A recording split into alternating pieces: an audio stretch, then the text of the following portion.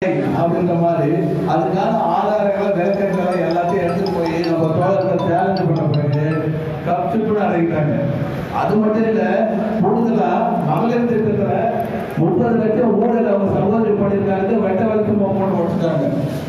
அதோட அவங்க சைலண்டா வாயை மூடிட்டு அரசாங்கத்தை கட்ட வேண்டிய விதத்தில் கட்டி கொட்ட வேண்டிய விதத்தில் கொட்டி கேட்டால்தான் எல்லாமே கிடைக்கும். என்ன பண்ணோம்? இது லைவா போய்க்குது. அதே போல வேலை நடக்க வேண்டும் என்றால் அரசாங்கத்தையும் ஆட்சியாளர்கள் கேள்வி கேட்பவர்களாக இருக்க வேண்டும், தகவல் கேட்பவர்களாக இருக்க வேண்டும். நம்ம அரசாங்கத்துல ஒரு எல் முனை அளவு கூட நீங்க வேலை வாங்க முடியாது. நீங்க லஞ்சம் கொடுக்க வேண்டியவங்களா இருக்கணும், இல்ல இருக்கணும். அது எத்தனை சாமானிய மக்களுக்கு அது சாத்தியப்படும்? எல்லாரையும் சாத்தியப்படுமா? பாக்கெட்ல பணங்கிறவன் லஞ்சம் கொடுத்துட்டு போவான், ரெக்கமெண்டேஷன் இருக்கும் பண்ணிட்டு போவான். எதுவுமே இல்லை, நான் என்ன பண்றது? அப்ப நான் வெந்ததை தின்னு விதி வந்தா செத்து போறதா? அப்படி பண்ணிடலாமா? அப்ப என்ன பண்ண? நம்ம அரசாங்கத்தை கேள்வி கேட்பவர்களாக இருக்க வேண்டும், அரசாங்கத்தை தட்டி கேட்பவர்களாக இருக்க வேண்டும், அரசாங்கத்தை கொட்டி கேட்பவர்களாக இருக்க வேண்டும். இந்த நிலையை உருவாக்குவதன் செயல்பாடு தான் கடந்த 7 ஆண்டுகளாக மக்கள் வண்டியாட்டி இயக்கம் பலதரப்பட்ட மாவட்டங்களில் தமிழ்நாடு முழுவதும் பயணித்துக் கொண்டிருக்கிறது. எங்கள் பயணத்தின் சகோதர இயக்கமான 10 ரூபாய் இயக்கத்தினுடைய அண்ணன் நல்வினை விஸ்வராஜ் அவர்கள் எங்களுக்கு பேருதவியாகவும் வழிகாட்டியாகவும் இருக்கிறார். அதை நான் பெருமையோடு சொல்லப்படுறேன்.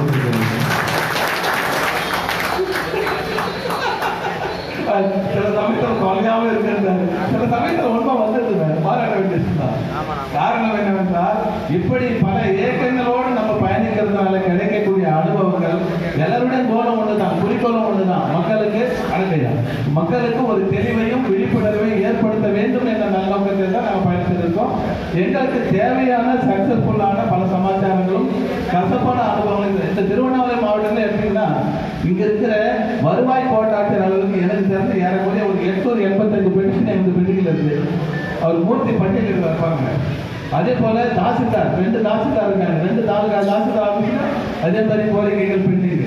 ஒரு பிஓ ஆஃபீஸர் அதே மாதிரி 6 ஆஃபீஸர். எங்க போனாலும் மக்கள் வழிகாட்டி இயக்கம் என்றாலே மாவட்ட ஆட்சியர் அலுவலகத்தில் தொடங்கி வருவாய் கோட்டாட்சியர் அலுவலகத்திலிருந்து வட்டாட்சியர் அலுவலகத்திலிருந்து செயல்படாமல் வேண்டும் என்று உள்நோக்கத்தில் கிணத்தில் போட்ட கல்லு போல செவடங்கால ஊதுன சங்கு போல சூப்பர் இது மாதிரிதான் இருக்கு.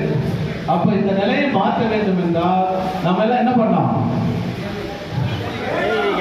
மதியானம் சாப்பிட்டு போயிருந்தோம். கரெக்டா? அதெல்லாம் சரி. கேள்வி கேட்க வெரி குட். கை தட்டாது. அதனால அரசாங்கத்தையும் ஆட்சியாளர்களும் யார் ஒருவன் யார் ஒருத்தி ஏன் எதற்கு எப்படி என்று கேள்வி கேட்கிறாரோ அவர்கள் தான் இந்த அரசாங்கத்தை செவிப்படுத்த செய்து வேலை வாங்க முடியும் என்ற தகவலோடு இந்த ஒரு நல்ல வாய்ப்பினை ஏற்படுத்தி கொடுத்த திருவண்ணாமலை மாவட்ட நிர்வாகிகள் அனைவருக்கும் ஒரு முறை நன்றி சொல்லி என்னுடைய சிற்றுரை இதோடு முடிக்கின்றேன்.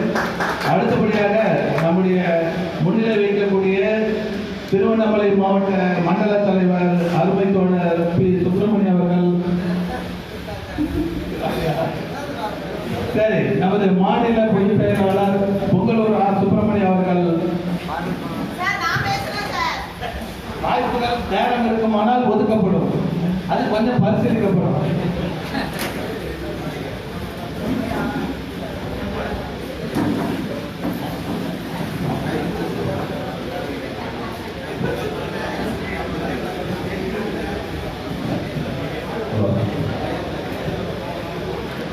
அனைவருக்கும் முதல்கான வணக்கத்தை தெரிவித்துக் மக்கள் வழிகாட்டி இயக்கத்தினுடைய 8ஆம் ஆண்டு துவக்கலாம் மற்றும் 50 விழா நமது திருவண்ணாமலை மாவட்டம் ஆரணையில் நடந்து கொண்டிருக்கிறது. இதற்கு உறுதுணையாக இருந்த இந்த மாவட்டத்தினுடைய நிர்வாகிகள் மற்றும் மாவட்ட தலைவர்கள் அனைவருக்கும் எனது நன்றியும் வாழ்க்கையையும் தெரிவித்துள்ளேன். அதே போன்று இவ்விழாவிற்கு சிறப்பு விருந்தினராக வந்திருக்கக்கூடிய டாக்டர் நல்வினை விஸ்வராஜ் ஐயா அவர்களை அன்போடு வரவேற்கிறேன். மற்றும் இங்கு வந்திருக்கக்கூடிய அனைத்து சிறப்பு அழைப்பாளர்கள் மற்றும் பொதுமக்கள் அனைவருக்கும் அனைவருக்கும் விழாக்கால வாழ்த்துக்களை தெரிவித்துக் கொள்கிறேன். நமது மக்கள் வழிகாட்டி இயக்கம் என்றால் என்ன, அதே மாதிரி 10 ரூபாய் இயக்கம் என்றால் என்ன, இப்படி நம்ம ஒரு பஞ்சாயத்தில் ஒருத்தர் கேட்டார். இதே நம்ம ஆளுகளோட நோட்டீஸை நான் கொண்டு போய் கொடுக்குறப்ப அவர் வந்து கேட்டார், உங்கள் இயக்கம் எனக்கு தெரியும், 10 ரூபாய் இயக்கம் வந்து எனக்கு தெரியாது சொன்னார். நான் அதுக்கு சொன்னேன், அந்த ஈக்கம் வந்து வந்ததுன்னா நீங்கள் இங்கே ரிட்டையர்ட் ஆகிற வரைக்கும் வேலை செஞ்சுட்டே தான் இருக்கணும்னு நான் சொன்னேன். அவர் கேட்டேன் 10 ரூபானா என்னன்னு கேட்டார். அதுக்கு விளக்கத்தை சொல்லிட்டு வந்தேன். சாமி ஐயா வேண்டான்னு சொல்லி சொன்னார். யார் பஞ்சாயத்து செக்ரட்டரி வந்து அந்த வார்த்தையை வந்து சொன்னாருங்க. அதே மாதிரி பார்த்தீங்கன்னா நமது திருவண்ணாமலை மாவட்டத்தில் நமது மக்கள் வழிகாட்டி இயக்கத்தில் சார்பில் ஒரு 10 வாரங்களாக வந்து இலவச மனுக்கள் வந்து திருவண்ணாமலை மற்றும் திருப்பூர் மற்றும் சில மாவட்டங்களில் வந்து இலவசமாக வரக்கூடிய மக்களுக்கு இலவசமாக மனுக்களை வந்து எழுதி கொடுத்துருந்தோம். அதுவும் வந்து சிறப்பாக வந்து நடைபெற்று கொண்டிருக்கிறது. அதுலேயும் பார்த்தீங்கன்னா நம்ம திருவண்ணாமலையில் நாங்கள் வந்து எழுதுகிறப்போ ஒரு காவல்துறை நண்பர் வந்து அதை குறிப்பிட்டாரு. அதை வந்து இந்த மாவட்டத்தில் இருக்கிற நிர்வாகிகள் மற்றும் மாநில தலைவர் எல்லாருமே இருந்தோம். அப்போ பார்த்தீங்கன்னா அந்த காவல்துறை என்னுடைய அதிகாரிகளுடைய பேரை வந்து மென்ஷன் பண்ணுவாங்கன்னு பார்த்தேன். ஆனால் அப்படி செய்யாமல் அவரையே ஃபோட்டோ எடுத்து கலாச்சார சேர்த்து கலைக்கிட்ட கொடுத்தாங்க. அதே பிரச்சனையை நம்ம 10 ரூபாய்க்கு வந்து நாங்கள் கலைக்காலத்துலேருந்து வெளியே வர அதுக்குள்ளேயே மெயில் வந்து எல்லாத்துலேயும் தட்டி விட்டு அப்பயே வந்து அவர் மேலே நடவடிக்கை எடுத்தாங்க. அது ஐயா வந்து எல்லாமே இமெயில்ஸ் எல்லாம் தட்டிட்டுன்னு சொல்லி அடுத்த ஸ்பாட்லேயே சொல்லியிருந்தாங்க. அதை சிறப்பாக பண்ணியிருந்தாங்க. பார்த்தீங்கன்னா செயல்பாடுகள் எல்லாமே நல்லா இருக்குது. நம்ம இயக்கம் வந்து பிறந்தோம் வாழ்ந்தோம் சென்றோம் என்று இல்லாமல் இயன்றவரை இயலாதவர்களுக்கு உதவிடுவோம் என்ற ஒரு சூழலில் தான் நம்ம வந்து பயணிக்கிறோம். நம்ம செய்யக்கூடிய செயல்கள் ஒவ்வொன்றுமே வந்து அனைவருக்கும் நன்மையாகத்தான் நினைக்கும். நமது பணியானது மக்கள் பணியை மகேசன் பணி என்று செய்தால் மட்டுமே அனைத்து பணிகளிலும் சிறப்பாக இருக்கும். நம்மளுக்கு 1000 பிரச்சனைகள் இருக்கலாம், அத்தனையும் ஒதுக்கியாக நம்ம வந்து இந்த பணியை வந்து சிறப்பாக செய்ய முடியும். நம்ம குடும்பத்தையும் அதே நேரம் மற்ற நம்ம இயக்கத்தினுடைய பணிக்கும் முக்கியம் சொல்லி அனைவரும் அனைத்து மாவட்ட நிர்வாகிகளும் நமது மக்கள் வழிகாட்டி இயக்கத்தினுடைய பணியை சிறப்பாக செய்வீங்கன்னு சொல்லி அனைவருக்கும் நன்றி நன்றி வணக்கம்.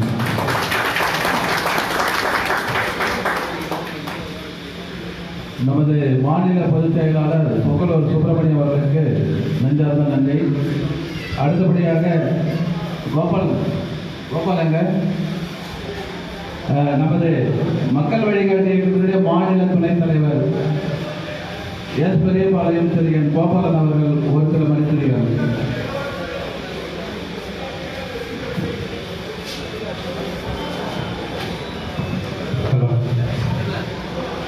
மக்கள் வழிகாட்டிக்கு முந்தைய 8ஆம் ஆண்டு துவக்க விழா மற்றும் கிறிஸ்துமஸ், பொங்கல், புத்தாண்டு ஆகிய நிகழ்ச்சியை இங்கு மிக சிறப்பாக நடத்தி கொண்டிருக்கிற திருவண்ணாமலை மாவட்ட நிர்வாகிகள் மற்றும் மாநில நிர்வாகிகள், இணை நிர்வாகிகள் அனைவருக்கும் எனது சார்பில் நன்றியை தெரிவித்து இங்கு உரையாடுகிறேன்.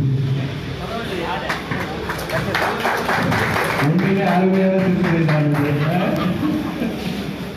மாநில நிர்வாகிகள் எல்லாம் இப்படி பேசுவது சால சிறந்தது அல்ல என்பதை நான் வருத்தத்தோடு பதிவு புரிந்து அடுத்த கூட்டத்தில் உங்களுடைய சிறப்பான உரையை எதிர்பார்க்கின்றேன்.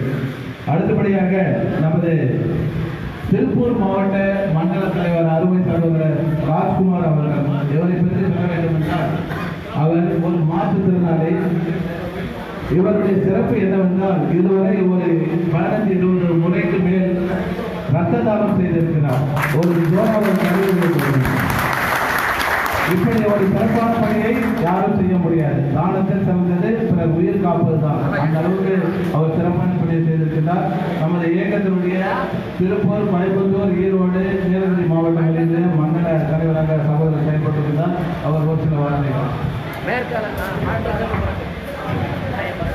மக்கள் வழிகாட்டி இயக்கம் சார்பில் 8ஆம் ஆண்டு துவக்க விழா, புத்தாண்டு விழா, பொங்கல் விழா, குடியரசு தின விழா, வழிகாட்டி விருது 2024 வழங்க விழா மதிப்பிற்குரிய மக்கள் வழிகாட்டி இயக்கத்தின் நிறுவனரும் தலைவருமான டி.சி. ராஜேஷ் ஐயா அவர்களையும் மற்றும் சிறப்பு விருந்தினர்களாக அமர்ந்திருக்கும் பல்வேறு இயக்கத்தின் தலைவர்களையும் மாநில மாவட்ட மண்டல கிளை நிர்வாகிகள் அனைவரையும் வருக வருக என வரவேற்று உரையை நான் துவக்கிறேன். என்னை நான் அறிமுகப்படுத்திக் கொள்கிறேன். என் பெயர் ராஜ்குமார், செங்கல்பட்டு மாவட்டம்.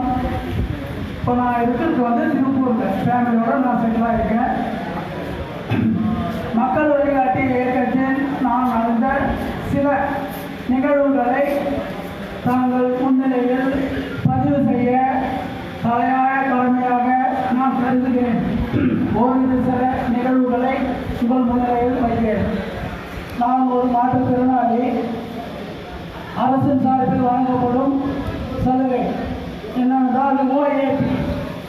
அந்த சலுகை 2012 எனக்கு கிடைக்கப்பட்டது. 2 ஆண்டுகள் மட்டுமே கிடைத்தது. அதன் பிறகு 1 மாதம் ஆச்சு, 2 மாதம் ஆச்சு, 8 மாதங்கள் ஆகியும் கிடைக்கவில்லை. சாமானியனாகிய நான் அரசு அதிகாரிகளிடம் முட்டி மோதியும் கிடைக்கவில்லை.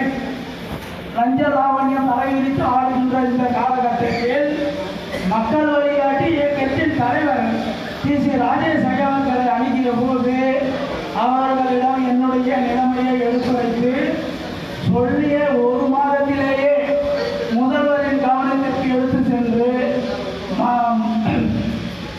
ரிப்ளை எனக்கு அடுத்த மாதமே எனக்கு ரிப்ளை வந்தது.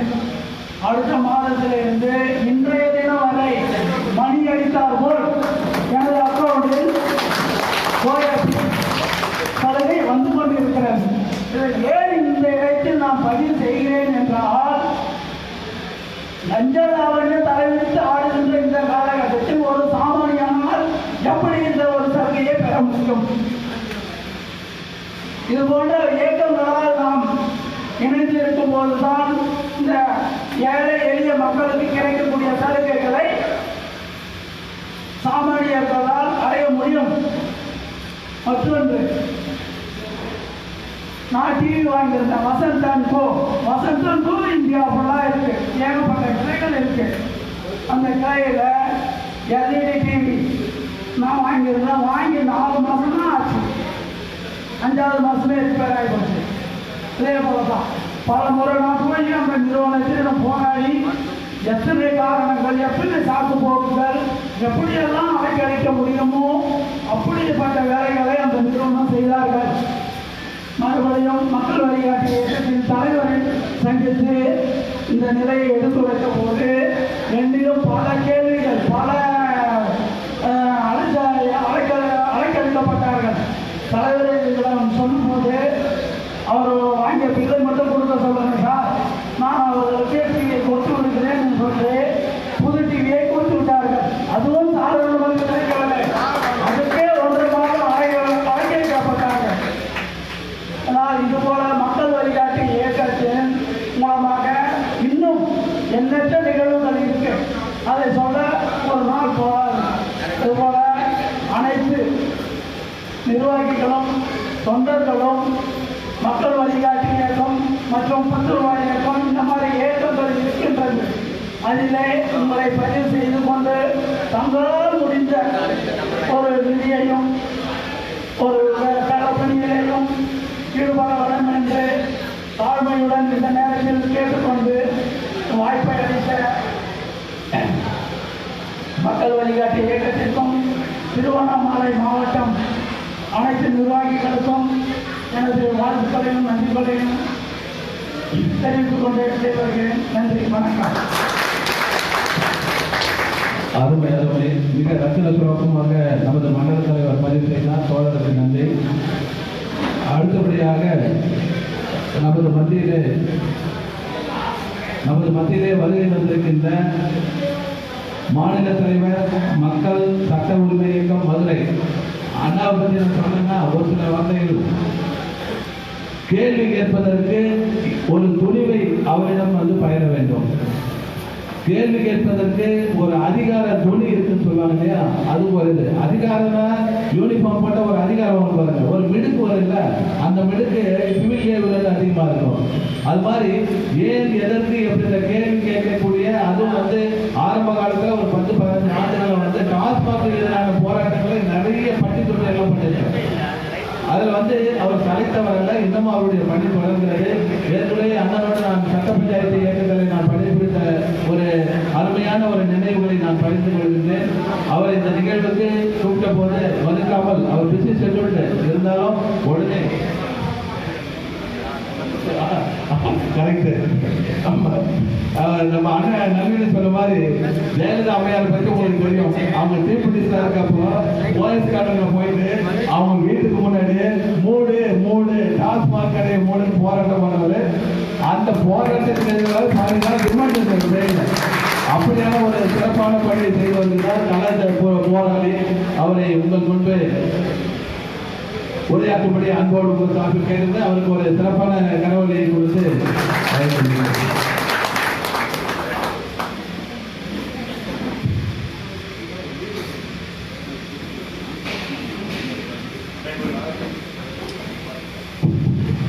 அனைவருக்கும் வணக்கம்.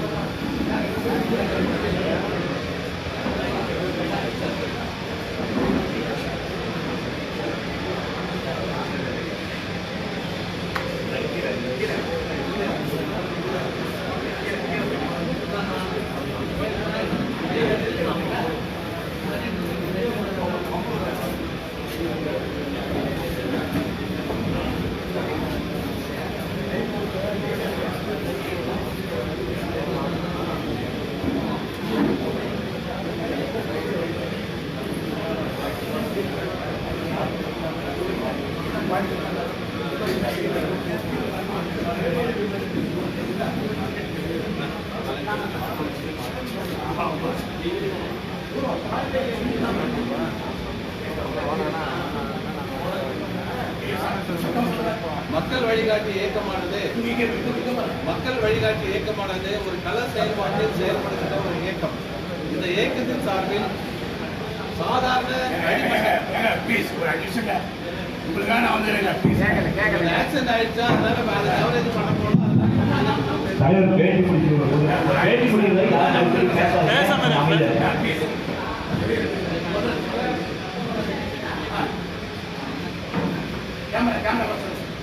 மக்கள் வழிகாட்டி இயக்கம் ஒரு கள செயல்பாட்டு இயக்கமாகும். அடித்தட்டு மக்கள், விளிம்பு நிலையில் உள்ள மக்களுக்கு அரசாங்கத்தையும் ஆட்சியாளர்களும் ஏன் எதற்கு எப்படி என்று கேள்விக்குரிய திராணியாசங்களை இருப்பதால் இந்த ஆட்சியில் லஞ்சமும் லாவண்யமும் தலைவிட்டாடுகிறது. ஒரு சாமானியன் கடைநிலையில் இருக்கக்கூடிய கிராம நிர்வாக அலுவலர்களுக்கு மாவட்ட ஆட்சியாளர்களை சந்தித்து அவருடைய குறையை குறிப்பிட்டு அந்த மக்கள் சாசனத்தின் அடிப்படையில் பெறக்கூடியவர்களை சட்டத்தின் ஆட்சியில் செயல்படாத ஒரு நிலையை தட்டி கேட்பதற்கு அடித்தட்டில் இருக்கக்கூடிய விளிம்பு நிலையில் உள்ள சாமானிய மக்களுக்கு அவர்களுக்கு தெளிவையும் விழிப்புணர்வை ஏற்படுத்தி அவர்களுக்குள்ள கேள்வி கேட்கக்கூடிய திராணியர்களுக்கு ஒரு நல்ல ஜனநாயகத்தை, லஞ்சம் தாவல்யம் இல்லாத ஒரு ஜனநாயகத்தை உருவாக்குவதற்காக பாடுபடுகின்ற ஒரு இயக்கமாகும். கடந்த 7 ஆண்டுகளாக கள செயல்பாட்டில் தமிழ்நாடு முழுவதும் அனைத்து மாவட்டங்களிலும் செயல்பட்டுக் கொண்டு வருகின்ற இந்த மக்கள் வழிகாட்டு இயக்கத்தின் இன்றைய ஆண்டு விழா 8வது ஆண்டை நோக்கி பயணிக்கிறது.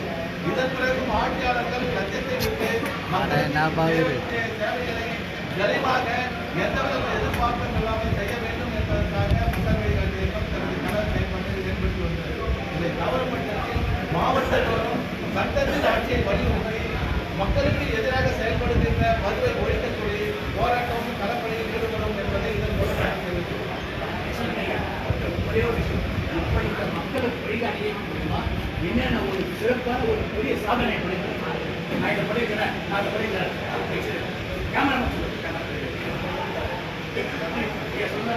ஒரு பானை சோறுக்கு ஒரு சோறு பதம் என்று சொல்வார்கள். அந்த வகையிலே அந்த அரசாங்கத்தில் ஒரு பட்டா வாங்குவது என்றால் அது குதிரை கொம்பு என்று சொல்வார்கள். செங்கல்பட்டு மாவட்டத்திலே அத்திரப்பாக்கம் ஒன்றியத்திலே மதுராந்தகம் வட்டத்திலே ஆலப்பாக்கம் என்கிற கிராமத்தில் கடந்த 2 ஆண்டுகளாக மக்கள் வழிகாட்டிகளுக்கு பலதரப்பட்ட போராட்டங்களை முன்னெடுத்து 44 பழங்குடியின மக்களுக்கு பட்டாவை வாங்கி கொடுத்திருக்கிறது மக்கள் வழிகாட்டி இயக்கம். அது மட்டும் இல்லை, சென்னையில் உள்ள ராமகிருஷ்ணா மிஷன் ஸ்டூடெண்ட் ஹோம் மூலம் அந்த 44 பழங்குடியின இருளர் மக்களுக்கு விடுதலை தந்திருக்கின்றோம். அந்த மக்களுக்கு அரசினுடைய திட்டங்களை லஞ்ச லாபம் இல்லாமல் நாங்கள் பெற்று தந்திருக்கின்றோம். இது போன்ற பல சாதனைகளை, பல சக்சஸ் ஸ்டோரிகளை சட்டத்தினுடைய ஆட்சியின்படி தகவல் பெறும் உரிமை சட்டத்தின் மூலம் மக்கள் வழிகாட்டி இயக்கம் மாநிலம் முழுவதும் எடுத்து செல்கிறது. Thank you sir. எல்லாருக்கும் சொல்லுங்க, நீங்க நாள் நல்லா இதை நான் உங்களுக்காக எனக்காக சொல்றேன்.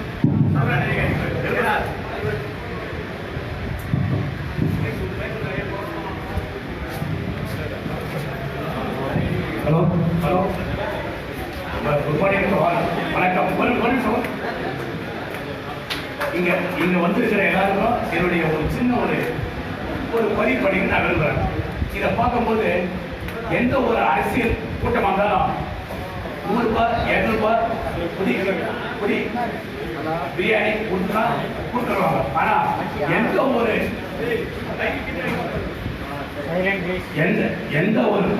எந்த ஒரு எதிர்பார்ப்பு இல்லாம இந்த காலையில இவ்வளவு சீக்கிரம் எல்லாரும் வந்திருக்கீங்க, எங்கெங்க வந்திருக்கீங்க, உங்க எல்லாருக்கும் ஒரு தேங்க்ஸ் தெரிவிச்சுக்கிறேன்.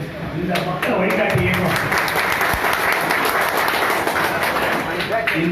வழிகாட்டி இயக்கம் மூலியமா ஐயா சொன்னாரு, இதை நாங்கள் ஆரம்பிச்சு 8வது ஆண்டு போக போயிடலாம், அதுவும் ஆதியில வெகு சிறப்பாக நடைபெறுது. இதன் மூலியமா நாங்கள் என்னென்ன பண்ணணும்னு ரொம்ப அழகா அற்புதம் சொன்னாரு. நீங்க எல்லாருமே என்ன பொறுத்த வரைக்கும் 1 for all, all for one. இதனுடைய மீனிங் யாராவது ஒருத்தர் சொல்லுங்க. 1 for all, all for one. யாராவது ஒருத்தர் தெரியல? சரி, நானே சொல்லிடுறேன். ஒரு உருவத்துக்குள்ள எல்லா உருவமும் இணைந்திருக்கு. 1 for all, all for one. இதை நான் எதுக்கு சொல்றேன்னா, இங்க இருக்கிற மொத்த பேரும் எல்லாருக்கும் இன்னைக்கு ஆண்ட்ராய்டு மொபைல் இருக்கு. எல்லாரும் ஒரு வாட்ஸ்அப் கிரியேட் பண்ணிடலாம். அதுல எல்லாரையும் போட்டு இந்த தலையோட இந்த முக்கியமான நிர்வாகிகள் தலைவர் மொத்த பேரை போட்டுக்கலாம். யாருக்கு எங்க ஏதாவது இருக்குன்னா நீங்க எல்லாரும் போகணும். அதான் என்னுடைய சிறப்பான வீட்டு. ஏன்னா இங்க இருக்கிற ஒரு சிலருக்கு காரில் வந்துருப்பீங்க, ஒரு சிலர் சைக்கிளில் வந்துருப்பீங்க. ஆனால் சைக்கிளில் வந்துருக்கும் தான் அந்த கஷ்டம் தெரியும். காரில் வந்துருப்பாரு, ஆனால் அவர் தன்னுடைய சொந்த முயற்சியில் கஷ்டப்பட்டு சம்பாதிச்சு காரை வாங்கிப்பார். அதை பற்றி இப்போ நான் பேச வரல. ஆனால் அந்த சைக்கிளில் வந்துருக்காரு பாருங்க, அவருடைய உற்சாகம், அவருடைய வேகத்தில் நான் ஒரு சின்ன ஒரு ஆணை பண்ணுறேன். இதே மாதிரி எல்லாம் ஒற்றுமையாக இருந்து எல்லா பிரச்சனைகள் தீர்வு காண்பதற்கு என்னுடைய அன்பான வேண்டுகோள். Thanks to all.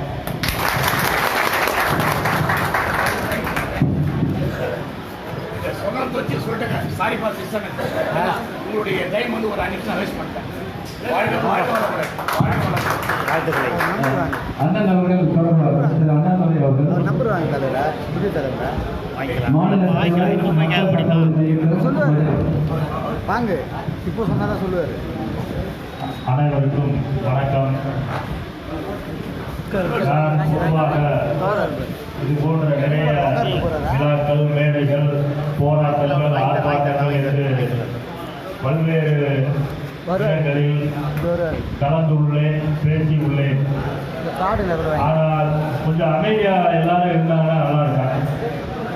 ஆனால் இந்த ஒரு நிகழ்வில் ஒரு ஊடகவியலாளர் உங்கள் மத்தியில் பேசியுள்ளார் என்பது அது உண்மையில் மக்கள் வழிகாட்டி இயக்கத்திற்கு மிகப்பெரிய கிடைத்த மிகப்பெரிய சிறப்பு ஆகும் என்று இந்த நேரத்தில் அவர் பேசி முடிஞ்சோடனே நானே யோசிச்சு, நம்ம பேசுறதுலாம் ஒன்றும் பிரயோஜனம் இல்லையே அப்படின்னு. ஏன்னா எந்த ஒரு நிகழ்வுலையுமே ஊடகவியலாளர்கள் இந்த அளவுக்கு முன்வந்து பேச மாட்டார்கள்.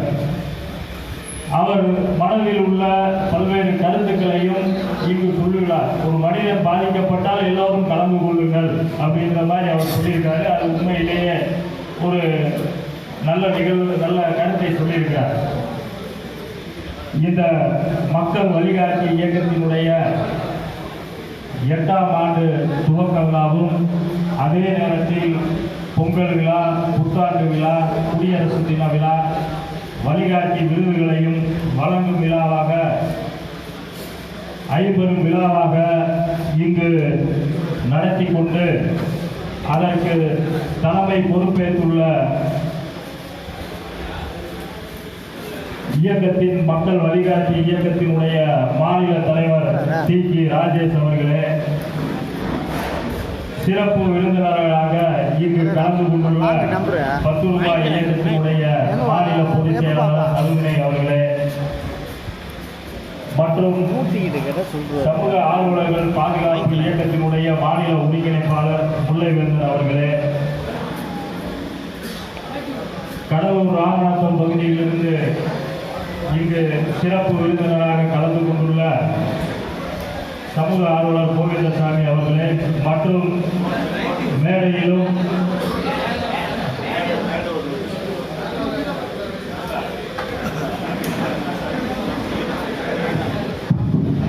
ஹரிகிருஷ்ணன் அங்கே அமைதியாக இருந்தால் தான் இங்கே அவர் பேசுறது கேட்கும், இல்லைன்னா வேஸ்ட் நம்ம பேசுறது. சரியா?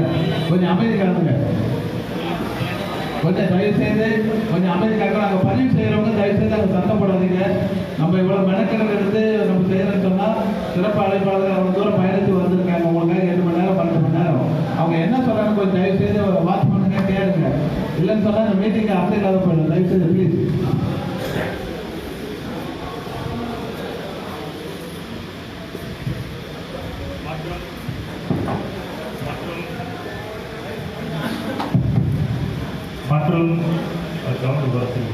மற்றும் இங்கு மேடையிலும் அரங்கத்திலும் அமர்ந்துள்ள மக்கள் வழிகாட்டி இயக்கத்தினுடைய பல்வேறு மாவட்ட கிளை பொறுப்பாளர்களே, உங்கள் அனைவருக்குமே ஒரு பெயர் சொல்லியிருக்காரு உங்கள் தலைவர் ஏறுற அப்படின்னு சொல்லி. அதை எல்லாருமே எப்பயுமே நினைவுக்கு வச்சுக்கோங்க. அதே நேரத்தில் நீங்கள் எந்த ஒரு அரசு அலுவலகத்துக்கு போனாலும் இந்த பேச்சை நீங்கள் கண்டிப்பாக கூட்டிக்கிட்டே போங்க. ஏன்னா அவங்களுக்கு நம்ம யாருன்னு சொல்லாமலே அடையாளம் காட்டப்படுவோம். அப்படி காட்டப்படும் பொழுது அங்கு நம்மளுக்கான வேலைகள் தானாக நடைபெறும். அவர் சொன்ன மாதிரி முதல் ஆளாக நம்ம கூப்பிட்டு வேலையை முடிச்சு அனுப்பி விட்டுவாங்க. ஏன்னா 7:30 வந்திருக்கு, 7:30 யாருமே விரும்ப மாட்டாங்க. அது நம்ம வீட்டிலேயே விரும்ப மாட்டோம், அரசு அலுவலகத்திலேயே விரும்ப மாட்டாங்க அரசு ஊழியர்கள். ஆனால் அரசு ஊழியர்கள் இன்றைக்கு லஞ்சம் வாங்காமல் எந்த ஒரு பணியுமே செய்ய மாட்டார்கள் என்பது நாம் அனைவருக்குமே தெரியும். ஆனால் அவர்களிடம் நாம் சொல்லணும், அவங்களுக்கு புரிய வைக்கணும். இப்போ நீ மக்கள் வரி பணத்தில், எங்களுடைய வரி பணத்தில் நீ சம்பளம் வாங்குற என்பதை நாம் ஒரு முறை சொல்லிவிட்டோம் என்றால் நீங்கள் அடுத்து எத்தனை முறை போனாலும் அந்த அலுவலகத்தில் உங்களுக்கான வேலைகள் எளிதாக நடக்கும். அதை சொல்ல தயங்கும் போது, அதை கேட்க தயங்கும் போது தான் அவன் என்னன்னா மக்களை பூராமே இழுச்சவனாவே வச்சிருக்கான். நான் எங்களுடைய மாவட்ட ஆட்சித்தலைவராக இருந்த அனீஷ் சேகர் அவர்களிடம் அமர்ந்து பேசிய பொழுது நான் சொல்லுவேன், சார் ஒவ்வொரு வாரமும் ஒவ்வொரு மாவட்டத்திலையும் கிட்டத்தட்ட 800 நபர்கள் அந்த மனு நீதி நாளில் உங்களிடம் வந்து மனு கொடுக்கிறார்கள். அந்த மனுக்கள் மீது 30 வேலை நாட்களுக்குள் அவர்களுக்கு என்ன பணி செய்ய முடியுமோ செய்து கொடுக்க வேண்டும். ஆனால் ஒருத்தர் வந்து ஒரு மனு கொடுக்கும் பொழுது கிட்டத்தட்ட ஒரு மனுவிற்கு 800 ரூபாய் வரை அவர்கள் செலவு செய்து கொண்டு வந்து உங்கள்கிட்ட கொடுக்குறாங்க அப்படின்னு நம்ம சொன்னோம்.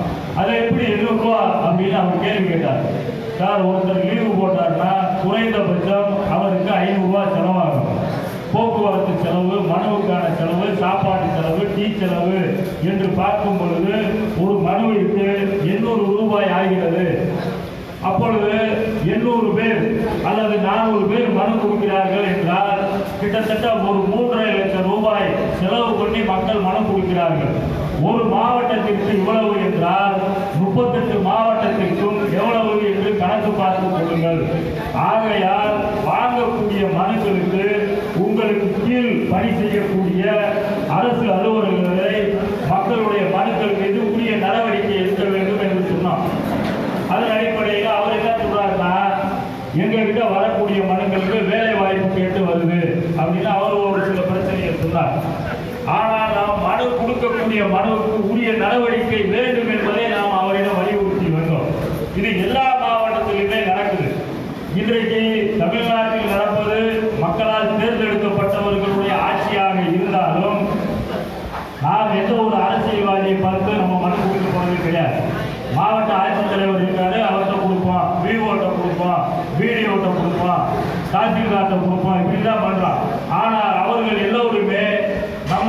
மனுக்கள் மீது உரிய நடவடிக்கை எடுக்கிறார்களா? எடுக்கிறதே கிடையாது. ஒவ்வொரு மனுவுக்கும் ஒவ்வொரு விலை வைத்துள்ளார்கள் அவர்கள். உனக்கு பட்டா வேண்டுமா எவ்வளவு, ரேஷன் கார்டு வேண்டுமா எவ்வளவு, முதியோர் பென்ஷன் வேண்டுமா எவ்வளவு, முதியோர் உதவித்தொகை வேண்டுமா எவ்வளவு, விதவை சான்றிதழ் வேண்டுமா இவ்வளவு, இருப்பிட சான்றிதழ் வேண்டுமா இவ்வளவு, அவர்களோட வரிசை போட்டு இவ்வளவு தொகை வாங்கி கொண்டுதான் கொடுக்கிறார்கள். அந்த நிலையை மாற்ற வேண்டும் என்பதற்காக உருவாக்கப்பட்டதுதான் மக்கள் வழிகாட்டி இயக்கம். உண்மையிலே மக்கள் வழிகாட்டி இயக்கத்திற்கும் அதனுடைய தலைவர் அவர்களுக்கும் அதில் இணைந்துள்ள அனைவருக்கும் எனது சார்பிலும் என்னுடைய மக்கள் சட்ட உரிமை இயக்கத்தின் சார்பிலும் முதலில் வாழ்த்துக்களை உங்கள் அனைவருக்கும் தெரிவித்துக் கொள்கிறேன். ஏன்னா இது போன்ற இயக்கங்கள் தோன்றவில்லை என்றால் என்ன நடந்திருக்கா? நம்மளும் 10-11 போய் அரசு அலுவலர்கள் பூராமே பெரிய அவங்க பூரா பேர் ராஜாக்கள் மாதிரி உட்காந்துருவாங்க. அவங்களுக்கு பூரா என்னன்னு கேட்டீங்கன்னா ஃபேனு, போனு, டேபிள், என்னென்ன நம்ம ஏசி, அவங்களுக்கு எல்லா வசதியுமே இருக்கு. அதே நேரத்தில் காரு, அதுவும் இப்போ புது புது காரு. கொஞ்சம் அமைதியாக இருந்தால் நல்லா இருக்கும் தலைவா. அமைதிப்படுத்தவே முடியல. பரவாயில்ல, ஒரு ஆரவாரமான ஒரு கூட்டம் தான் இருக்கிறது. ஒரு திருவிழாக்களை தான் அந்த கிராம பகுதியில் நடக்கக்கூடிய திருவிழாக்களை தான் அமைதிப்படுத்தவே முடியாது. அது மாதிரி ஒரு உங்க தலைவர் வந்து 50 விழா வச்சதுக்கு 50 திருவிழான்னு கூட வச்சிருக்கலாம். நல்லா இருந்திருக்காங்க. ஏன்னா அந்த மாதிரி அவங்களுக்கு பூரா பேருக்குமே ஃபேனு, போனு, காரு எல்லா வசதியுமே இருக்கு.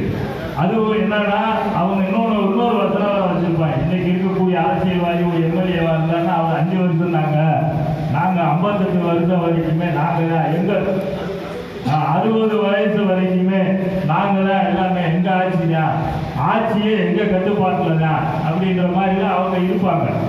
அவங்களிடம் தைரியமாக கேள்வி கேட்கிறது யாருக்கு உரிமை இருக்குன்னா நம்ம தான்.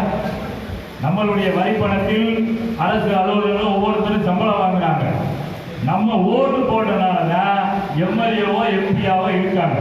அதே நேரத்தில் ஊராட்சி மன்ற தலைவராக இருக்கலாம், உள்ளூர் கவுன்சிலராக இருக்கலாம், அதே நேரத்தில் வார்டு மெம்பராக இருக்கலாம். எல்லாருமே மக்களுக்காக தேர்ந்தெடுக்கப்பட்டவர்கள் தான், மக்களுக்காக பணி செய்யவர்கள் தான் அரசு ஊழியர்கள். நம்ம நாட்டில் நடக்கிறது வந்து மக்களுக்காக நடக்கக்கூடிய மக்களாட்சி. அதற்கு இன்னொன்று என்ன சொல்லுவாங்க, மக்களால் தேர்ந்தெடுக்கப்பட்ட மக்களால் நடைபெறக்கூடிய ஆட்சி தான் மக்களாட்சி என்பார்கள். அந்த மக்களாட்சி தான் நடக்குது. இதற்கு இன்னொன்று சொல்லலாம், சட்டத்தின் ஆட்சி அப்படின்னு சொல்லலாம். சட்டத்தின் ஆட்சி பிரகாரம் தான் இன்றைக்கு எல்லாருமே நடக்கணும். நீங்களும் நானும் சட்டத்தை மீற முடியாது.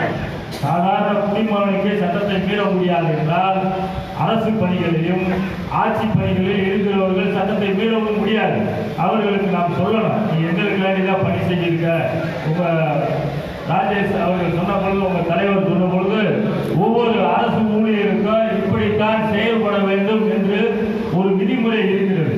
நாம் அந்த விதிமுறையெல்லாம் தெரிஞ்சுக்கிற வேண்டிய நிறைய அவசியம்லாம் இல்லை.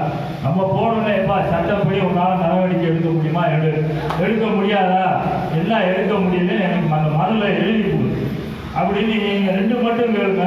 கேட்டாலே புரிஞ்சுக்கிறீங்க. அதே ஒரு 7.5 இருக்காங்க. ஏன்னா ஒரு பாணியிலே சொன்னாக்கா நல்லா இருக்கும். 7.5 இருப்பாங்க அவங்க. அதனால ஏதாவது ஒரு முடிவுக்கு வந்துடுவான். நீங்கள் போய் மனுவை கொடுத்துட்டு மனு ரசீது கொடுன்னு கேட்டாலே அது யோசிப்பா. சரி, இன்னைக்கு நம்ம வீட்லேயும் அங்கேயும் 7.5 சந்திச்சு வந்தான், இங்கேயும் அலுவலகத்திலேயும் 7.5 இருக்க அப்படிங்கிற மாதிரி ஒரு முடிவுக்கு வந்துடுவாங்க. ஏன்னா 7.5 சந்திக்கிறதுக்கு யாருமே நம்மளா இருந்தாலும் விரும்ப மாட்டான். அப்போ அந்த முடிவுக்கு வந்துடும். அந்த மாதிரி ஒரு சில விதிமுறைகளை மட்டும் நாம் தெரிந்து கொண்டால் எந்த அரசு அலுவலகமாக இருந்தாலும் சரி நம்ம அணுகலாம். அவர்கள் வந்து நமக்கானவர்கள் தான், நமக்கு பணி செய்வதற்கு தான் அரசு ஊழியர்கள், அரசு அலுவலர்கள், அதிகாரிகள். அது IAS இருக்கலாம், IPS இருக்கலாம், யாரா இருந்தாலும். இன்றைக்கு நம்ம எல்லாருக்குமே ஒரு தயக்கம்லாம் இருக்கும். நம்ம வீரோட்ட போயிடலாம், அதுக்கு உரிய அதிகாரிகிட்ட போறதுலாம் ஒரு சில தயக்கம்லாம் இருக்கு. யாரும் இன்று முதல் யாருமே தயக்கம் வேண்டாம். உங்களுக்காகத்தான் இந்த மேலையில் இருக்கக்கூடிய இத்தனை தலைவர்கள் நாங்களாம் இருக்கோம். பார்த்துக்கோங்க. உங்களுக்கு பூரா நீங்க எந்த அலுவலகமாக இருந்தாலும் உங்களுடைய நியாயமான கோரிக்கை, சரியான கோரிக்கை, உங்களுக்கான கோரிக்கை எந்த அலுவலகமாக இருந்தாலும் நீங்க போங்க. எல்லாருக்குமே இன்னொரு தயக்கமும் இருக்கும். காவல் நிலையம் போறதுக்கு எல்லாருக்குமே தயக்கம்லாம் இருக்கும். அப்படிலாம் தயங்கவே வேண்டாம். காவல் நிலையத்தில் நீங்கள் எந்த காவல் நிலையமாக இருந்தாலும் சரி, அது உங்கள் பகுதி பகுதியினுடைய உங்களுக்கான காவல் நிலையமாக இருந்தாலும் சரி, உங்களுக்கு அடுத்த இருக்கக்கூடிய ஏசி, டிசி, எஸ்பி, எந்த அளவில் ஐடி அலுவலகம் வரைக்கும் நம்ம போக வேண்டியது வரும். ஐடி அலுவலகமாக போக வேண்டியது வராது. இருந்தாலும் நீங்கள் போனாலும் தயங்காமல் போய் உங்களுடைய கோரிக்கை எந்த ஒரு கோரிக்கையாக இருந்தாலும் தயங்காமல் எங்கே வேணாலும் போங்க. அதில் எந்த அளவுக்கும் உங்களுக்கு காவல்துறையால் எந்த ஒரு இடையூறுமே வராது. இன்றைக்கு காவல் நிலையங்களில் பூராமே எல்லா காவல் நிலையமும் 6 கேமராக்கள் பொருத்தப்பட்டிருக்கு. அதே நேரத்தில் ஒவ்வொரு காவல் நிலையத்திலையும் இங்கு மனித உரிமை மீறல் என்பது நடைபெறாது. அப்படி நடைபெற்றால் நீங்கள் புகார் செய்வதற்கும் வசதி உள்ளது என்று ஒவ்வொரு காவல் நிலையத்திலையும் ஒரு போர்டு இருக்கும். அது இல்லைன்னா கூட நீங்க ஏன் இந்த போர்டு வைக்கலன்னு கேட்கலாம். அந்த அளவுக்கு நமக்கு இன்றைக்கு மனித உரிமை பாதுகாப்பு என்பது இன்றைக்கு இருக்கு. அதனால நீங்க எந்த இடத்திற்கு போனாலும், எந்த அரசு அலுவலகத்திற்கு போனாலும் அங்கு நாம் நமக்கான உரிமைகளையும் நமக்கான தேவைகளையும் கேட்டு பெறுவதற்கு அனைவருக்கும் குடிமகனாக இருக்கக்கூடிய ஒவ்வொருவருக்கும் உரிமை இருக்கிறது என்பதை இந்த நேரத்தில் தெரிந்து கொள்கிறேன். அதே நேரத்தில் தலைவர் பேசும்போது ஒரு 3 பேர் ஒழுங்காக செயல்பட்டால் எல்லாமே நன்றாக இருக்கும் அப்படின்னு ஒரு சொன்னார். அவர் சொல்லிய பொழுது தலையாரி, விஓஓ, பிடிஓலாம் சொன்னார். அவங்க 3 பேர் ஒழுங்காக செயல்படாதனால தான் நம்ம இப்படிலாம் உட்காந்து பேச வேண்டியது இருக்கு. அவங்க எல்லாருமே ஒழுங்காக செயல்பட்டால் நம்ம இப்படிலாம் உட்காந்து பேச போகிறோமா? அவரவருக்கு நிறையா வேலை இருக்கு. என்ன சொல்றீங்க? எல்லாருக்குமே வேலை இருக்கு, குடும்பம் இருக்கு, மகிழ்ச்சி இருக்கு. இங்கே சொன்ன மாதிரி இந்த வரும்போது பார்த்தப்ப ஒரு பார்க்கு வேலை இருக்கு. அங்கே போய் கூட நம்ம ஜாலியாக இருந்திருக்கலாம். ஆனால் இவங்கெல்லாம் வேலை செய்யாதனால தான் நம்ம இப்படியெல்லாம் உட்கார்ந்து இன்றைக்கு என்ன செய்யணும், அவங்கள ஒழுங்காக வேலை வாங்க வைக்கிறதுக்கு சொன்ன மாதிரி 90% அவர்களை வேலை வாங்கலாம்னு சொன்னாரு. நம்ம 100% வேலை வாங்குவோம். நான் சொல்றேன் 100% வேலை வாங்குவோம். ஆகவே அரசு அலுவலர்கள் அனைவருமே இன்றைக்கு மக்களுக்கானவர்கள் தானே தவிர வேற யாருக்கானவர்கள் இல்லை. அதே நேரத்தில் அவர் சொன்ன பொழுது வரக்கூடிய ஒரு சில மேடைகள் எல்லாம் சொல்லுவாங்க, அரசியலை பேச வேண்டாம் என்று சொல்லுவாங்க. ஆனா உங்க தலைவர் முதலே அரசியலை பேசிட்டாரு. 2020 ஒரு சில இடத்துல சொல்லுவாங்க, தம்பி நீங்க அரசியல் பேசிடாதீங்க, அண்ணாதுரை நீங்க மற்ற இடத்துல பேசுற மாதிரி பேசிடாதீங்க. அதே மாதிரி நாங்க பெண்களை எல்லாரையும் கூப்பிட்டு வச்சிருக்கோம், இந்த மகளிர் சுய உதவி குழு கடன் வாங்காதீங்கன்னு சொல்லிடாதீங்க அப்படின்வாங்க. நாங்க சொல்லி கூப்பிட்டு வந்தது கடன் வாங்கித்தாரோன்னு சொல்லி தான் கூப்பிட்டு வந்திருக்கோம். நீங்க கடன் வாங்காதீங்கன்னு சொன்னீங்கன்னா நாங்க எங்களால் கூட்டத்தை கூட்ட முடியாது அப்படின்லாம் சொல்லிடுவாங்க. ஏன்னா இன்றைக்கு தமிழ்நாட்டில் எல்லாருமே ஒரு 3 விதமா பிரிச்சு வச்சிருக்காங்க. ஆம்பளை ஆளுங்களை பூரா வரையும் குடியாரைகளா மாத்திட்டாங்க.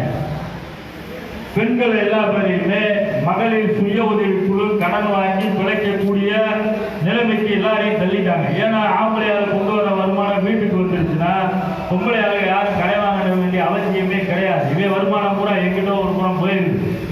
அதே நேரத்தில் நம்ம பெண்களுக்கு பூரா தமிழ்நாட்டில் என்ன பேருன்னு கேட்டீங்கன்னா வரலட்சுமி, அஷ்டலட்சுமி, ஜெயலட்சுமி, வீரலட்சுமி, வைரலட்சுமி, இப்படி பல லட்சுமின்னு பேர் வச்சிருக்க பெண்களை பூரா பேர் இன்னைக்கு என்னன்னா வங்கி முன்னாடி, லட்சுமினாலே பணம், ஆனா வங்கி முன்னாடி கடன் வாங்குவதற்கு அவர்களை பூரா வரிசையில் நிப்பாட்டாங்க.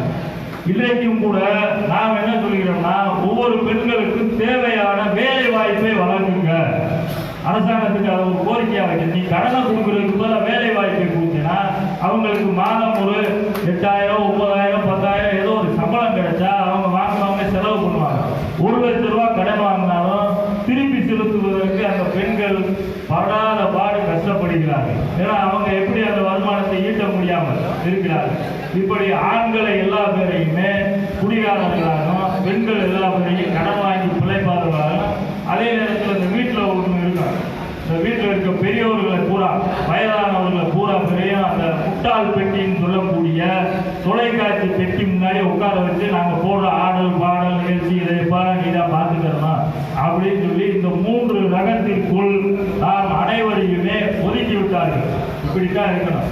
ஆம்பளையாலாம் முடியாதா, பொம்பளையாலாம் கடன் வாங்கி பல வீட்டில் இருக்கிற முதியோர்களா டிவி பெட்டியில் போடுறதை பார்த்துக்கிட்டு நீ அப்படியே ஜாலியாக அப்படியே காலம் சொல்லி செத்து போயிரு, அப்படியே ஒரு வாழ்க்கையை முடிச்சு விட்டார். ஆனால் உங்க தலைவர் என்ன சொல்றாங்கன்னா ஓட்டு போடும்போது நீங்க காசு வாங்காதீங்க, வேட்பாளரை பாருங்கள், சின்னத்தை பார்த்து ஓட்டு போடாதீங்க. இன்னைக்கு எல்லா பேருமே சின்னத்தை சின்னத்தை பார்த்து தான் ஓட்டு போடுறோம். ஒரு சிலர்லாம் சொல்றாங்க, என்ன சொல்றாங்கன்னா, ஒவ்வொரு தடவையும் ஒவ்வொரு ஆளுக்கும் புது சின்னத்தை கொடு, ஒரே சின்னத்தை நீங்க கொடுக்குறதுனால அதே சின்னத்துல ஓட்டு போடுறாங்க அப்படின்லாம் சொல்றாங்க. அந்தந்த கூட தேர்தல் நடக்கும்போது ஒவ்வொருத்தருக்குமே எப்படி சுயேட்சைக்கு சின்னம் கொடுக்குற மாதிரி ஒவ்வொரு தடவையும் ஒவ்வொரு தேர்தலில் பங்கு கொள்ளக்கூடிய கட்சிக்கும் புது சின்னத்தை கொடு, அப்பதான் அவர்கள் உங்க தலைவர் சொன்ன மாதிரி வேட்பாளர்கள் பார்ப்பாங்க. நம்ம வேட்பாளருக்கு எல்லா சின்னமும் பார்ப்பாங்க. இப்போ என்னன்னு கேட்டீங்கன்னா, நம்ம கட்சியினுடைய சின்னம் என்னன்னு பார்த்து அதில் பிடிச்சிட்டு வந்துறாங்க. வேட்பாளரை பார்க்கிறதே கிடையாது. அப்ப வேட்பாளரை பார்க்கணும்னா சின்னத்தை தேர்தல் கமிஷன் என்பது அந்தந்த முறை வழங்க வேண்டும். அந்தந்த ஆண்டு தேர்தலில் நிற்கும் போது வழங்குகின்ற என்ன சின்னம் வேணுமோ புதுசாக தேர்ந்தெடுத்துக்கணும் கொடுக்கணும்னா நாம் நமது வேட்பாளரை நாம் அறிவோம். இப்போதான் நம்ம வேட்பாளரே பார்க்கறதே கிடையாது. வெறுமனை சின்னத்தை பார்த்து நம்ம நமக்கு மனசுல இருக்கிற சின்னத்தை பார்த்து குத்திட்டு நம்ம வாட்டுக்கு வந்துடும். வேட்பாளரை பற்றியோ அந்த கட்சியை பற்றியோ அதை பற்றி அது என் கட்சிப்பா நான் அதுக்கு தான் குத்துவேன் அப்படின்ட்டு நம்ம வாட்டுக்கு குத்திட்டு வந்துடும். அந்த முறையும் மாறாலும் அதே நேரத்தில் இன்றைக்கு இருக்கக்கூடிய அரசியல் கட்சிகள் எல்லாமே வாக்காளர்களுக்கு பணம் கொடுத்தால் வாக்கு பெற்றுவிடலாம் என்றுதான் எல்லாருடைய நிலையும் இன்றைக்கு மாறி இருக்கிறது. அந்த நிலையையும் நாம் தமிழ்நாட்டில் வரக்கூடிய 2024 தேர்தலில் மாற்ற வேண்டும் என்பதை மக்கள் வழிகாட்டி இயக்கத்தினுடைய மாநில தலைவர் சொல்லியிருக்கிறார். நாமும் அதை அங்கீகரிப்போம், ஏற்றுக்கொள்வோம். அதே நேரத்தில் இன்றைக்கு தமிழ்நாட்டில் எவ்வளவோ இயக்கங்கள் இருந்தாலும் ஒரு சில இயக்கங்கள் பதிவு செய்து நடத்தப்படும், ஒரு சில இயக்கங்கள் பதிவு செய்யாமலே நடத்தப்படும், இன்னும் ஒரு சில இயக்கங்கள் செயல்படும். அடுத்தடுத்து கொண்டு போவதற்கு பல்வேறு சிரமங்களை அணிவிக்கும். ஆனால் மக்கள் வழிகாட்டி இயக்கம் கடந்த 7 ஆண்டுகளை கடந்து 8ஆம் ஆண்டு இன்றைக்கு தொடர்ந்து நடைபெற்றுக் கொண்டிருக்கிறது என்பது உள்ளபடியே ஒரு மிகப்பெரிய மகிழ்ச்சியாகும். ஏன்னா ஒரு அரசியல் கட்சியை எப்படி நடத்தி கொண்டு போவதோ அதில் எவ்வளவு சிரமங்கள் இருக்கிறதோ அது போன்ற சிரமங்கள் ஒவ்வொரு இயக்கத்தை நடத்தி செல்லக்கூடிய அந்த தலைமை பொறுப்பில் இருக்கிறவர்களுக்கு தான் தெரியும். இதில் முக்கியமான பொறுப்பு என்பது பொருளாதார சிக்கல். அது எல்லாருக்குமே இருக்கும். அது இந்த இயக்கத்துக்கு இருக்குமா? கண்டிப்பா இருக்கும். ஏன்னா எந்த ஒரு இயக்கமுமே ஆரம்பிக்கப்பட்ட காலத்தில் பல 100 கோடி ரூபாயை கையில் வைத்துக் கொண்டு எந்த இயக்கமும் ஆரம்பிக்க போறதில்லை. இயக்கம் ஆரம்பிப்பது அதனுடைய உறுப்பினர்களையும் அதனுடைய நன்கொடையாளர்களையும் சார்ந்துதான். அவர் சொல்லிய பொழுது இங்கு காலண்டரும் அதே நேரத்தில் டீஷர்ட்டும் இருப்பதாக சொன்னார். அதை அனைவரும் வாங்கும் பொழுது மக்கள் வழிகாட்டி இயக்கத்திற்கு பொருளாதாரம் என்பது சேரும் என்பதை நாம் அனைவரும் தெரிந்து கொண்டு அதற்கும் ஒத்துழைப்போம்.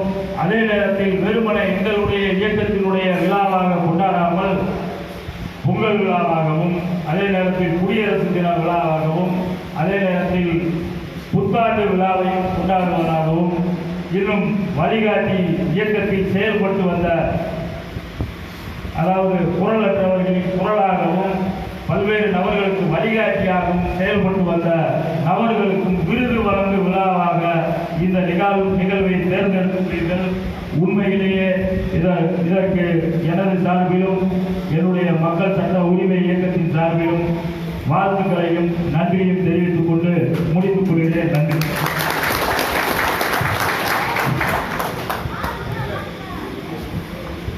நமது மாநில தலைவர் மக்கள் சட்ட உரிமை இயக்கம் மதுரை அண்ணாதுரை அண்ணா அவர்களுக்கு நெஞ்சார்ந்த நன்றியை பதிவு செய்கின்றோம். அடுத்தபடியாக காலத்தில் கருதி வரைந்த பேச்சாளர்கள் கொஞ்சம் சுருக்கமாக அனைவருக்கும் வாய்ப்புகளுக்கு ஒத்துழைக்குமாறு கேட்டுக்கொள்கிறேன். சமூக ஆர்வலர் ராமநத்தம் கடலூர் மாவட்டத்திலிருந்து வருகை வந்திருக்கின்ற அருமை ஆர்வலர் இளவர் கோவிந்தசாமி அவர்களை உங்களோட அறிமுகப்படுத்துவதிலும் பேசுவதிலும் அழைக்கின்றேன். அவர் ஒரு கள போராளி, ஆனால் அவர் ஒரு தொழில் முனைவோர். பால் வியாபாரத்தை செய்து கொண்டிருக்கிறார். காலையில் 4 மணிக்கு ஆரம்பித்தாருன்னா அவருடைய பிஸ்னஸ் எப்படியும் ஒரு 10 மணி வரைக்கும் கிராமங்களாக பயணிக்கும். அதன் பிறகு ஈவினிங் ஒரு 3 மணிக்கு ஆரம்பித்தார், ராத்திரி 8 மணி வரைக்கும். இதுக்கு இடைப்பட்ட காலத்தில் அவர் பயணிக்கிற கிராமங்களில் எங்கெங்க என்ன போல ஏழைகளாக இருக்காங்களோ அவங்களோட சேர்ந்து ஆர்டிஐல அதை போடு, ஆர்டிஐல இதை போடு, ஆர்டிஐல அதை கேளு, இந்த பிரச்சனை அப்படி செய்ய அப்படின்னு சொல்லி போற போக்கில் எல்லாருக்கும் டிப்ஸ் கொடுத்துட்டு அங்கங்கே பல கிளர்ச்சிகளை உருவாக்கி பல அறிவு என்ற தேடல்களை உருவாக்கி வருகின்றார். அருமை இரவல் அவர்களை இந்த நிகழ்ச்சியில் உங்கள் சார்பில் பேச அழைக்கிறேன்.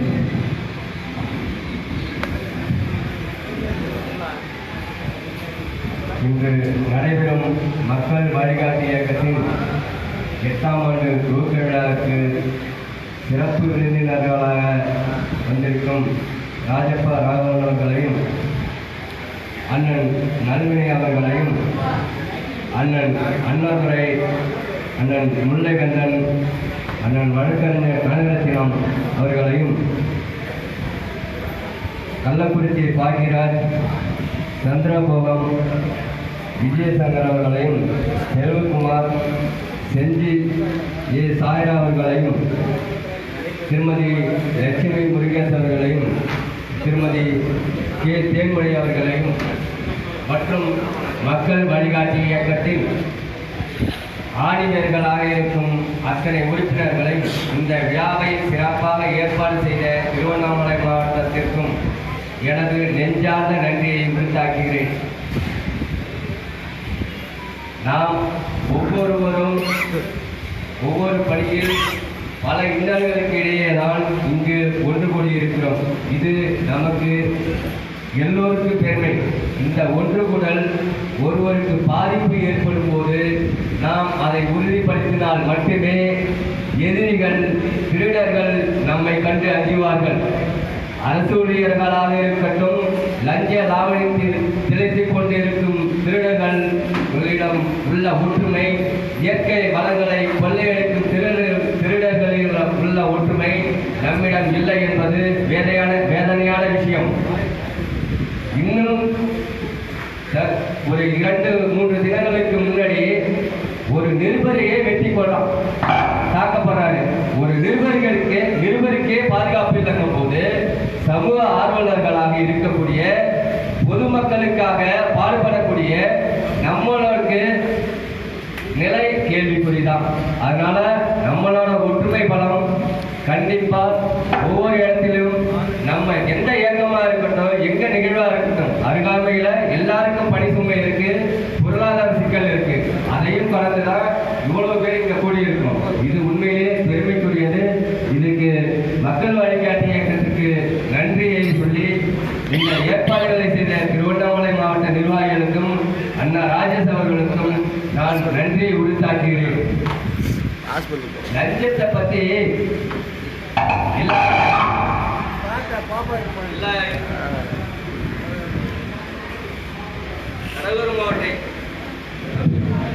கடலூர் மாவட்ட ஏஎஸ்பி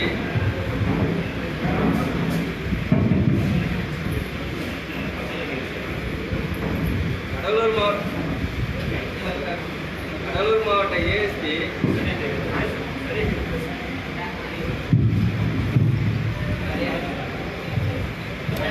கடலூர் மாவட்ட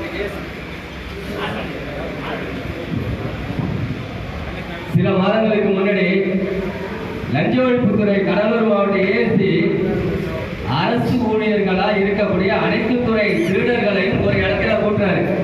கூட்டி என்ன கேட்டா தெரியுமா? நீங்க வாங்குற லஞ்ச பணத்துல உங்க வீட்டுக்கும் பிள்ளைக்கும் பொண்டாட்டிக்கும் பூவு பொட்டு துணிமணி வாங்கிட்டு போறீங்களே, அதை போடும்போது வைக்கும் போது உங்களுக்கு அருவருப்பா இருக்காதா அப்படின்னு ஒரு லஞ்ச ஒழிப்புத்துறை ஒரு ஏடிஎஸ்பி கேட்டும் இன்னும் அந்த லஞ்ச லாவண்யம் பெருகிட்டு தான் இருக்கு. இன்னைக்கு கூட பார்த்துருக்கலாம், தென் மாவட்டத்தில் ஒரு தாசில்தார் 16,000 லஞ்ச வாங்கினத்தில் பிடிபட்டிருக்காங்க. இதெல்லாம் நம்ம ஒற்றுமையா இருந்தாதான், ஏன் எதற்கு எப்படின்னு கேள்வி கேட்டா மட்டும்தான் இது குறையும். நம்ம முற்றிலுமா எதுவும் பண்ண முடியாது. ஏன்னா இது 70 ஆண்டு கால ஊழல், இது லஞ்ச லாவணி. இதை இன்னைக்கு நம்ம குறைச்சிருக்கோம்னா, இன்னைக்கு அரசு அதிகாரிகள் பயப்படுறாங்கன்னா, நம்மளை மாதிரி சமூகங்கள் இயற்கை பல இயக்கங்கள் ஒன்று கூடி கேள்வி கேட்கறதால தான் இன்னைக்கு ஒவ்வொரு இடத்துலையும் ஆட்சி இன்னைக்கு எந்த அளவுக்கு போயிட்டு இருக்கு எல்லாருக்குமே தெரியும். அதனால நம்ம ஒவ்வொருத்தரும் அந்தந்த பகுதியில் உள்ள மக்களுக்கு, சாமானிய மக்களுக்கு, எளிய மக்களுக்கு நம்மளால என்ன பண்ண முடியும், என்ன செய்ய முடியும், அதை செஞ்சு கொடுத்தாலே ஓரளவுக்கு நம்ம இந்த லஞ்ச லாவணத்திலிருந்து அந்த மக்களையும் காப்பாற்றலாம், நம்மளையும் காப்பாற்றிக்கலாம். இந்த லஞ்ச திருடர்களுக்காக ஒரே ஒரு 4 வரியில் ஒரு பாடல் கை ஊற்றுறது தான். குரல் ஏதாவது இருக்குன்னு நினச்சிக்காதீங்க, மன்னிச்சிருங்க. லஞ்ச வாங்கி வாழ்வனுக்கு சோடு இருக்கா சொரண இருக்கா ஊழல் செஞ்சு வாழ்வனுக்கு வெக்கமான எதுவு இருக்கா ஊழல் செஞ்சு வாழ்வனுக்கு வெக்கமான எதுவு இருக்கா மானங்கட்ட ஜென்மங்களே திருந்தித்தா வாழுங்கய்யா மானங்கட்ட ஜென்மங்களே திருந்தித்தா வாழுங்கய்யா காசுக்காக பிய்யேட்டு களவாணி பயணிகளே காசுக்காக பிய்யேட்டு களவாணி பயணிகளே இறக்கும் போது எதுவுமே கொண்டு போறதில்லையா ஏயா இந்த பொழப்பு உங்களுக்கு ஏயா இந்த பொழப்பு ஏயா இந்த பொழப்பு உங்களுக்கு ஏயா இந்த பொழப்பு சூடு சோழன எல்லாம் உங்களுக்கு இல்லையா சூடு சோழன எல்லாம் உங்களுக்கு இல்லையா மான வெக்க எல்லாம் என்ன கேட்கிறீங்க மான வெக்க எல்லாம் என்ன கேட்கிறீங்க ஏயா இந்த பொழப்பு உங்களுக்கு ஏயா இந்த பொழப்பு ஏயா இந்த பொழப்பு உங்களுக்கு ஏயா இந்த பொழப்பு காரி காரி துப்பி நானும் கண்டுக்காம கையோட்டு காரி காரி துப்பி நானும் கண்டுக்காம கையோட்டு மீண்டும் தான் கேட்கிறிய நீயும் தான் போலீஸ் மீண்டும் தான் கேட்கிறிய நீயும் தான் போலீஸ் காரி காரி துப்பி நானும் கண்டுக்காம கையோட்டு மீண்டும் தான் கேட்கிறிய வெக்கமான ரெண்டுங்கட்டு மீண்டும் தான் கேட்கிறிய வெக்கமான ரெண்டுங்கட்டு லஞ்ச வாங்கி வாழ்வனுக்கு சோடு இருக்கா சொரண இருக்கா ஊழல் செஞ்சு வாழ்வனுக்கு வெக்கமான எது இருக்கா மானங்கட்ட சின்னங்களே திருந்தித்த வாழுங்கய்யா. நன்றி. நம்ம எந்த ஒரு அரசு அலுவலகத்துக்கு போனாலும் முதல்ல அவங்கள நீங்க அதிகாரியா பார்க்கறது பெருந்தவறு. அதுதான் நம்ம செய்கிற குற்றம், பெரும் குற்றமே. நம்ம வேலையாளுக்கு முன்னாடி நம்ம போய் கையை கட்டி நிற்போமா? நம்ம தோட்டத்துக்கு வேலைக்கு கூப்பிடுறோம் களை வெட்டுறதுக்கு, நின்றுட்டு வேலை வாங்குவீங்களா இல்ல அவங்கள உட்கார வச்சுட்டு நீங்க வேலை செய்வீங்களா? வேலை செய்கிறவனு கேள்வி கேட்கணும். நான் ஒரு மனு கொடுத்தேன், இந்த மனு கொடுத்ததுக்கு என்ன தீர்வு கொடுத்துருக்குன்னு அவன் உட்கார சொல்ல மாட்டார். பெரும்பாலான 90% அரசு ஊழியர்கள் நம்மளை உட்கார சொல்லி நம்மளோட பிரச்சனை என்னன்னு கேட்க மாட்டாங்க. நீங்க போன உடனே அவர் பதவிக்குள்ள மரியாதைக்கு அவருக்கு மரியாதை கொடுக்கணும். மரியாதை கொடுத்துட்டு அவர் உட்கார சொன்னா அங்க பக்கத்தால சேருக்கான பார்த்துக்கிட்டு உட்கார அந்த தோணியிலே அவர் பதவிப்படணும். அதன் பிறகு அவர் கேள்வி கேட்கணும். அப்பயே அவர் புரிஞ்சுக்குவாரு, இது ஏதோ ஏழை வந்துருச்சு, அண்ணன் சொன்னார்ல ஏழை வந்துருச்சு, இந்த ஏழை பிரச்சனை முடிக்கலன்னா இது ஒரு ஏழை கூட்டம் அப்படிங்கிற ஒரு தோரணையை நம்ம உண்டாக்குனோம்னா மட்டும்தான். இப்போ காவல்துறை அவங்களோட யூனிஃபார்ம்ல இருக்க மட்டும்தான் அவங்க அதிகாரத்தை பண்ணுவாங்க. அந்த காவல்துறை சீருடைய கழட்டி வச்சுட்டு வெளில யார்கிட்ட பேச சொல்லுங்க, அந்த தோரணையில செவிலே அப்படி நடக்குமா நடக்காதா? அவங்க நம்ம என்ன அந்த காட்சி உடைய பார்த்த உடனே பயம். அதே போல காவல் நிலையத்துக்கு போகும்போது சரிதான், நமக்கு அந்த பயங்கிறதுக்கு இல்லைன்னா நம்ம எது வேணாலும் சாதிக்கலாம். காவல் நிலையத்துக்கு போய் ஐயா சாமின்னு கும்பிட்டு போடாதீங்க, வணக்கம் வைங்க. அவங்க பதவிக்கு வணக்கத்தை வச்சு மரியாதை கொடுத்துட்டு சேரை இழுத்து போட்டு உட்காந்து சமமாக பேசுங்க. எதுவுமே எழுத்துப்பூர்வமா செய்யுங்க. வாய்மொழியை எந்த ஒரு செயலுமே செய்யாதீங்க. அதுக்கு அக்னான்மெண்ட் போயிங்க. அக்னான்மெண்ட் இல்லைன்னா அது கண்டிப்பா அதுக்கு நீங்க காவல் நிலையத்தில் ஒரு கடிதம் கொடுத்தா கூட திரும்ப அந்த நகலை ரிஜிஸ்டர் பண்ண கற்றுக்குங்க. அப்பதான் நமக்கு அது பதிவாகும். இல்லைன்னா நீங்க கொடுக்குற மனுவோ ஒரு புகாரோ குப்பை தொட்டிக்கு போயிடும். ஏன்னா இப்ப அரசியல் மேடைகள்ல மக்கள் கொடுக்கிற மனுக்களே எங்க போகுதுன்னு எல்லாருக்குமே தெரியும். அந்த நிலை தான் நமக்கு வரும். அதனால நம்ம செய்யக்கூடிய செயலை பதிவு செய்யுங்க. அதை முடிந்தவரை பதிவு தாப்பால் அனுப்ப கற்றுக்குங்க. அதே போல ஆர்டியை நீங்க முறையா பயன்படுத்திக்கங்க. தவறான வழிக்கு தயவு செய்து ஆர்டியை பயன்படுத்தாதீங்க. மக்களுக்கு சேவைங்கிற பேர்ல மக்களுக்கு 200-300 வாங்கிட்டு அதை செய்யாதீங்க தயவு செய்து. அதுக்கு நீங்க செய்யாம இருக்கலாம். அந்த 200-300 அவன் புரோக்கர்ட்ட கொடுத்துட்டு அவங்க செஞ்சுட்டு போயிடுவாங்க. அந்த புரோக்கருக்கு நமக்கு என்ன வித்தியாசம்? பல பேர் இன்னைக்கு பண்ணி நல்ல பல இயக்கங்களை ஒரு அவப்பெயர் உண்டாக்குறது. அதே போல போலிகள் புரோக்கர்களால தான். அவர்களெல்லாம் தயவு செய்து பொது வாழ்க்கைக்கு வந்துடாதீங்க. தயவு செய்து போயிடுங்க. நீங்க செய்யறது பெரிய பாவம். அந்த பாவத்தை மேலும் சேர்த்து உங்க குடும்பத்தை அழிச்சிடாதீங்க. நன்றி, வணக்கம்.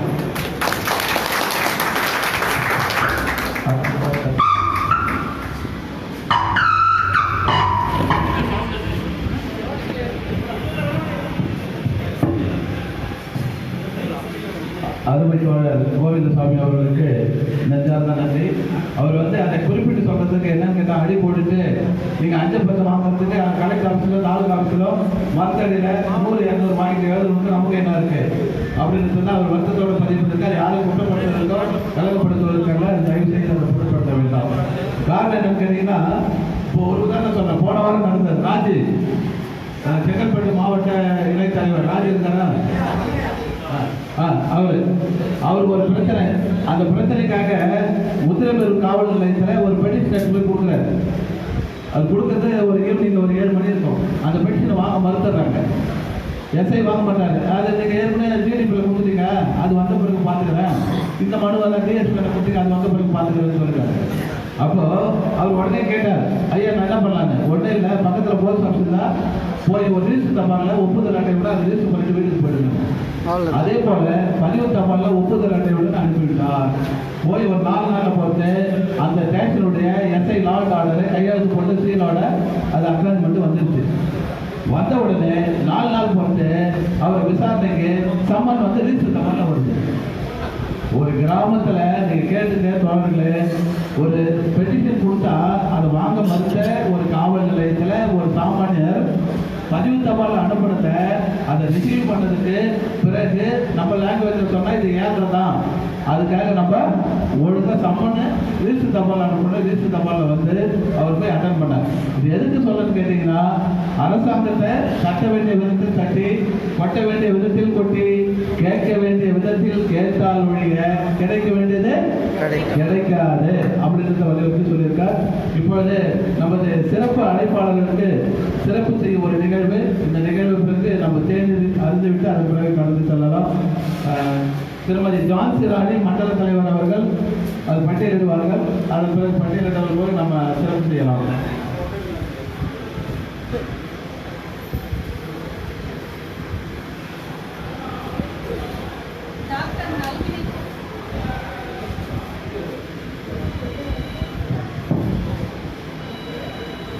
டாக்டர் நல்வினை விஸ்வராஜ் மக்கள் வழிகாட்டி இயக்கம் தலைவர் அவர்களுக்கு TC ராஜேஷ் எம் சிறப்பு செய்கிறார்.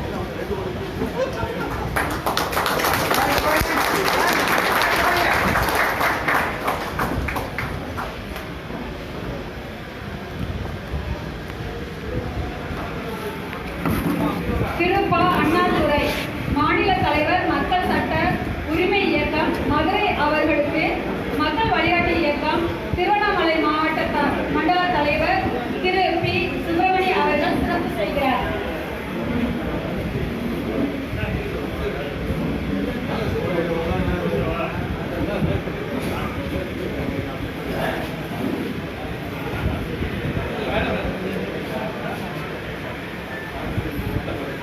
இப்படி பண்ணலாம் கிட்டங்க கீழே.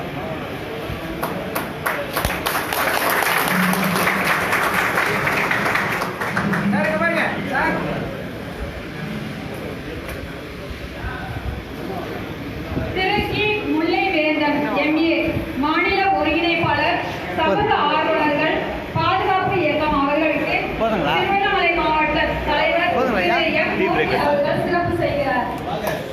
அப்படி ஏறி வாங்க. அங்க வந்தீங்களா? அங்கே வந்துடும். நீங்க வந்துருங்க.